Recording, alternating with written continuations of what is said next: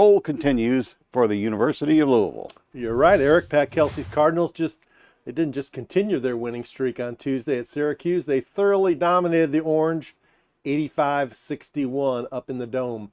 A year ago, the Cards sat at 184 at the Ken Palm ratings this time of year. Today, they are number 30 and number 29, and more important, NCAA net ratings. How high can the team rise without a ranked opponent in sight for the rest of the regular season, and what are the pitfalls? Well, I think that is the pitfall, that they don't have any ranked opponents left on the schedule. And, you know, the way things go right today in college sports, it's easy for teams to get complacent, easy for them to expect a win. These guys didn't lose all those games last year. They're just the team this year. So that, just the general cold night shooting, that's one pitfall. Just having a bad night overall, and injuries. Those are the big pitfalls as we look ahead. There are some tough. It'll be tough to go to SMU and win. They'll have some road tests in there. Yeah. But other than that, man, it sure does look like clear sailing, and that's just when you start to worry, when it looks like clear sailing. Yeah, SMU and Wake Forest, to me, are the two pitfalls ahead, the toughest environments to play in, the better teams. I think I'll mention a couple of things. One is, because they don't really have teams ranked ahead of them to play, margin of victory will become important.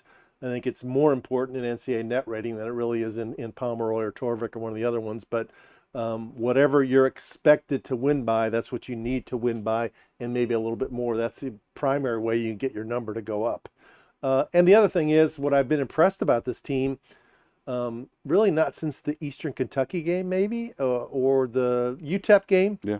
Have they come out and sort of underachieved? Mm-hmm. They haven't had it come out flat. They haven't come out like they've been reading their press clippings or anything like that. Yeah. They've performed at the standard people expect and exceeded that in most games. Yeah, they have. And they had kind of a get together after the Eastern Kentucky game, talked about the importance of defense. That's what's been better, I think, in all of this, is that they're playing much better defense. We talk about them a different player every night, and that's true. They literally have a different guy every night, seem to spark them. Javon Hadley lately, we saw Rain Smith get his turn in the last game at Syracuse. It was Chucky Hepburn. So there are a lot of guys who can lead them. I just like the way that I like the maturity. I like how experienced they are, and they're shooting the ball better every game. They seem to shoot it better. They're lifting up that 3-point percentage. I think they're at 35-36% in conference now. Hadley's at like 47% in the league. They got guys starting to get up in 40% range in league play. You get that, you can do some damage. You can catch every episode of Overtime on WDRB+. Download the app on your phone or TV today.